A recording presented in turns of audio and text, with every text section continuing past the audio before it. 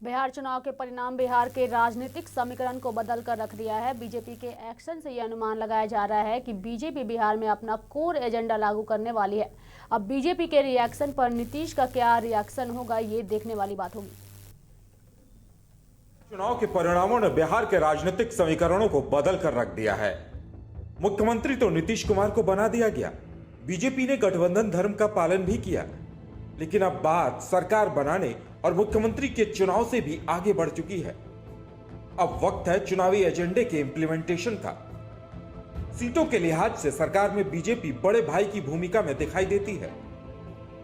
अब बीजेपी के पास मौका है कि वो अपने कोर इश्यूज पर खुलकर पहल करे। बिल्कुल, हमारा एजेंडा था कि बिहार के अंदर हम विकास करेंगे। विकास के एजेंडे पर हम चुनाव लड़े थे और निश्चित रूप से इस एजेंडे पर हम काम कर रहे हैं और करते रहेंगे। समाज के अंतिम व्यक्ति तक विकास की किरणें पहुंचे, वो समृद्ध हो, शक्तिशाली हो, समाज की मुख्य धारा से जुड़े, और इस एजेंडे के साथ हम इस सरकार को बनाए थे और इस एजेंडे पर काम भी कर रहे हैं और इसमें सफलता भी पाएंगे।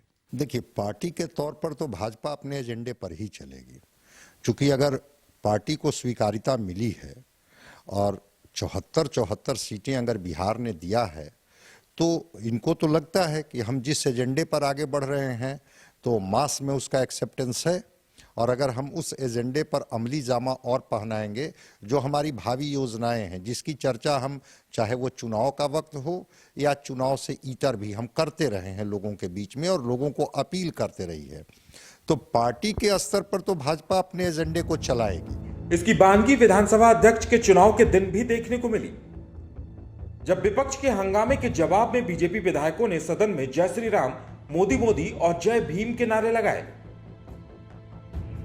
नीतीश कुमार की छवि देश में एक सेक्युलर नेता के रूप में रही है। नीतीश हमेशा उन नेताओं में जाने जाते रहे हैं जिन्होंने गठबंधन से उलट जाकर अपने खुद का स्टैंड रखा है।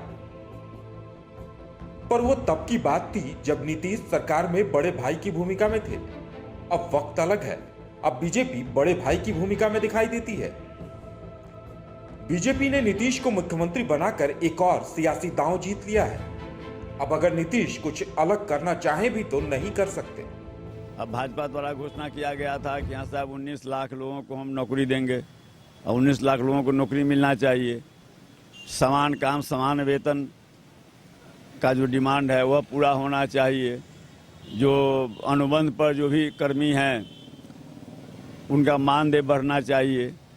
किसानों का जो मामला है कि यहाँ साहब उसका लागत का दुगना मूल्य उसको मिले, बैंक ऋण माफ हो। तो इस सब पर अब उन लोगों को बताना चाहिए क्या वो लोग कर रहा है, क्या करना चाह रहा है। अब जो मुद्दा आम लोगों से जुड़ा हुआ है उन मुद्दों को छोड़कर और ध्यान भटकाने के लिए तो ये लोग को तो पुराने इन लोगों का कल्चर रहा है ऐसा। बिहार में अब गेंद बीजेपी के पाले में है। बीजेपी हमेशा से अपने मुद्दों की राजनीति करती आई है। बिहार के चुनावी रैलियों में भी बीजेपी 3 तलाक, राम मंदिर, धारा 370 और लव जिहाद जैसे मुद्दों की वकालत करती रही। भाजपा जिन मुद्दों को लेकर जनता के बीच अपने अलग छाप छोड़ रहा है, क्या बिहार में भी भाजपा वो छाप छोड़ेगा या गठबंधन धर्म के पीछे अपने विचार को बदलेगा? बहरहाल यह तो आने वाला समय ही बताएगा। बिहार में दल तो मिले हैं, दिल मिलेंगे या नहीं। सहयोगी कैमरामैन मदन के साथ दिवाकर तिवारी, सनमार्ग लाइव 7।